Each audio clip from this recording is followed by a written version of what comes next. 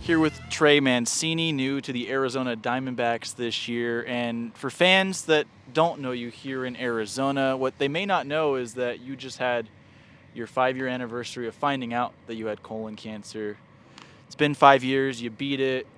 If we go back to when you found out, we could start there to kind of have the background. What happened? What went down? How'd you find out? It was wild. I had gotten to spring training that year in 2020, and quite frankly, I had no physical symptoms. If anything, maybe just felt a tiny bit more tired than normal, but other than that, no physical symptoms. Would have never thought anything was wrong. And luckily, when we get to spring training every year, we do a blood test to begin our physicals, and my iron levels were completely depleted when they came back in that test. So they tested it again, more specific iron testing, and it was basically just all gone. And at that point, they knew I was internally bleeding. We thought at my age it was maybe stomach ulcer, celiac disease, something like that. And luckily, the trainers scheduled a colonoscopy and endoscopy for me, and that's where they found the tumor in my colon. And I was 27, about to turn 28, and it was just shocking. I was coming off the best year of my career, felt great physically, and your world gets flipped upside down. So it was just a whirlwind of a month and a year that year. So it was, I feel lucky that I was playing baseball, that we could find it out, because otherwise it would have been too late to, when the physical symptoms showed up. Right, because that's where I wanted to go to, because I think a lot of times when you have issues like that, fatigue, things like that, if you're not around a great staff of people like you are playing baseball, it's not something that, doctors are going to look at, especially going there in your 20s. It's something, 45, 50, maybe they start looking at colon stuff, but they don't normally look at that, so you were blessed in that situation, right? Exactly, and I was going to start going in when I was around 40. My father actually had stage 2 colon cancer, but he was 58 when he was diagnosed. So in the last few years, I think there's been a lot more awareness and outreach regarding colon cancer, and unfortunately a lot more people in their 20s, 30s, and 40s are getting diagnosed. So they lowered the age to 45, but my biggest recommendation for anybody is if something doesn't feel right, go, be your own advocate and let the doctor know how you're feeling. When treatment began, so obviously you had your first procedure the same day the world pretty much shut down with COVID, correct? Yeah, it was March 12th, 2020, so it was like the day spring training got shut down, everything. Right. Yeah. So just a total whirlwind. That time frame, what was it like for you? It was strange, just because I woke up from my surgery, and my then girlfriend, now wife, Sarah, the first thing she said after asking if I was okay was she told me that everybody got sent home from spring training. The world was basically shutting down. I felt like I woke up in an alternate reality. It was crazy. But the process during COVID was really tough too. I had to go to the treatments by myself. Nobody was allowed in the hospital with me. And yeah, it was just a bizarre time. Your now wife, was she your biggest support system throughout this? Oh yeah. She was with me through thick and thin, and always has been, but we had only been together for about 4 or 5 months, so she could have, it was still relatively early in our relationship, but I feel like we grew years and years together throughout that time, and it brought us even closer than we already were. So without her, I don't know how I would have gotten through it, and she's my whole world, and was then and is now, maybe even more so. So, Right. I have her and such a great family. Both of her family and my family were incredible throughout the whole process too. So you're only as good as the people around you, and I had some really good people around me.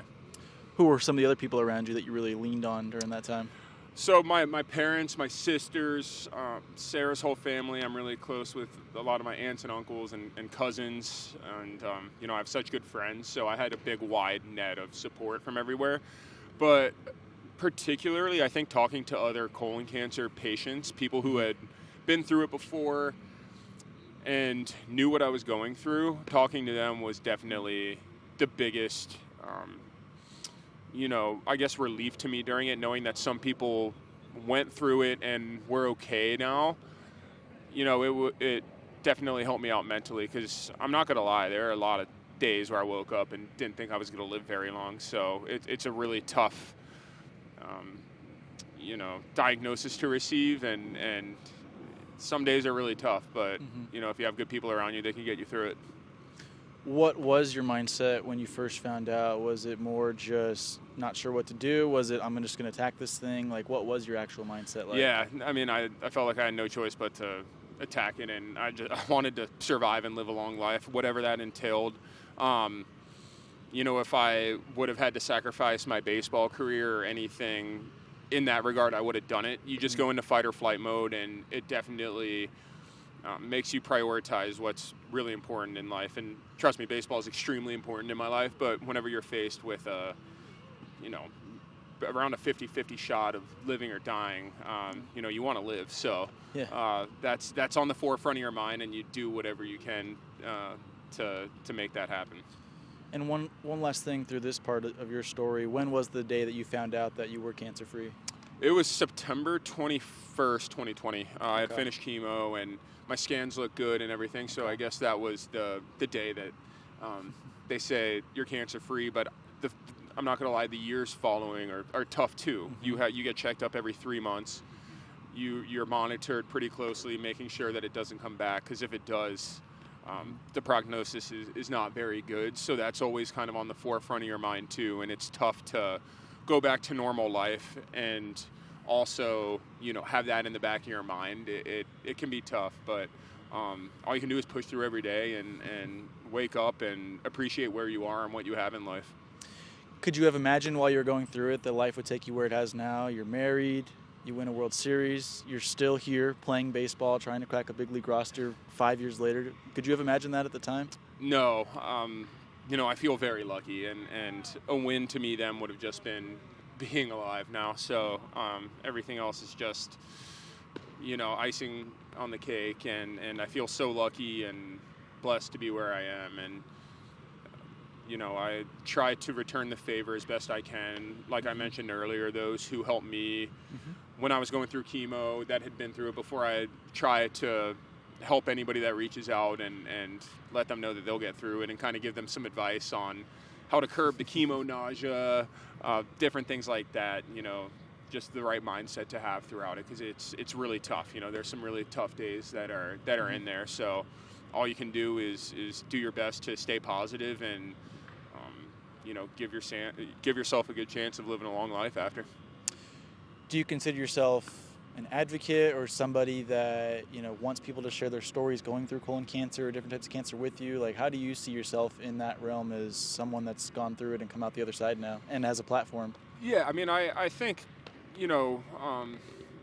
being on the stage that I am and being able to spread some awareness, it's definitely what I want to do. But if somebody also is diagnosed and wants to keep it private, that's absolutely their decision too. So there's definitely different ways to approach it, and it's such a tough thing to talk about publicly sometimes. But I feel like the stigma's kind of, been it's not too bad anymore. It's not a flattering thing to talk about necessarily, like colon cancer and a digestive cancer. But yeah, it's something I feel the responsibility, and any platform that I can join that can help with that, I try to do. And I've been doing some work with Josh and Marissa Peters. Marissa unfortunately had rectal cancer a few years ago, and I've been trying to partner with them and help with some outreach with them too. Their foundation's called Be Seen, and they do some great work. What has baseball given you since then? It's given me a lot, being away from the game and not knowing if I was going to come back to the game.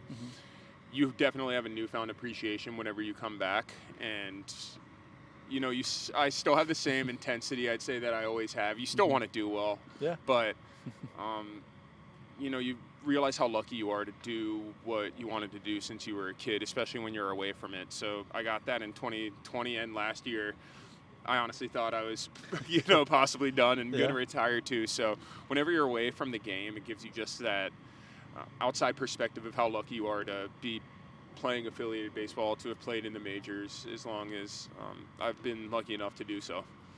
And that's what baseball's given you. But obviously after a year off, you feel like you have more to give baseball. What more do you think you have to give baseball at this point? I think I wouldn't be here if I didn't think I could make a difference on the field. So I had the year off, and had a lot of time to think, reflect what I would do differently in my career and what I really appreciate and about my career, but something felt unfinished to me, and I wanted to come back and see if I can get back in the game and make an impact. And I couldn't be happier to be here. I've loved my time with the Diamondbacks, and being back out here and being part of this locker room, it's an incredible group in there, so it's been really special to be a part of. Totally different gear, but obviously being somebody from Florida, mostly playing in the Grapefruit League growing up, what's it been like being in the Cactus League a couple times here and there, and this year specifically, what's it been like? Yeah, this is my second time. The weather's much better this year. 2 years ago I was out here, and it was like, I feel like 50 and windy every day.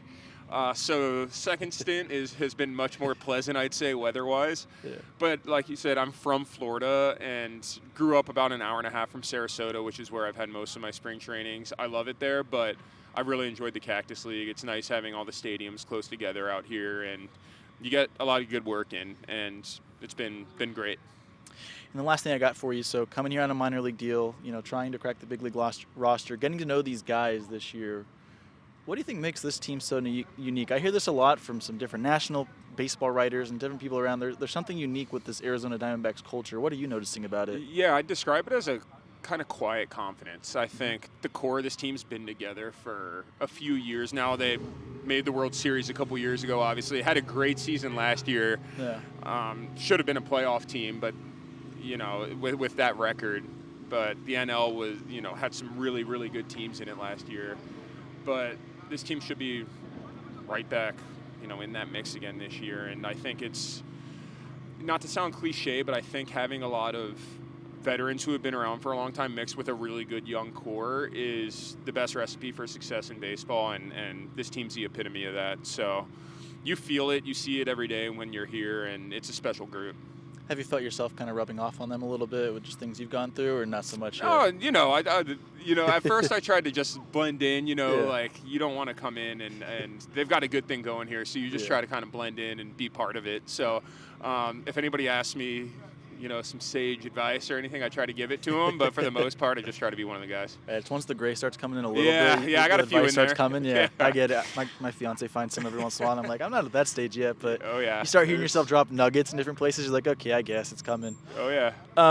Last thing I got then, if somebody is finding out that they are battling colon cancer, and as someone that's gone through it, what's something you would want to tell them?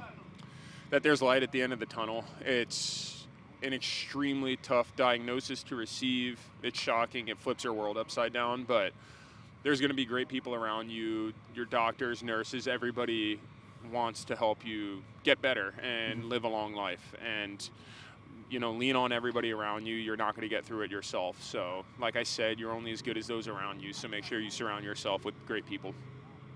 Awesome. Well, Trey Mancini, congratulations for everything Thanks. you're doing right now, and Appreciate appreciate the time. Yeah, thank you. Absolutely.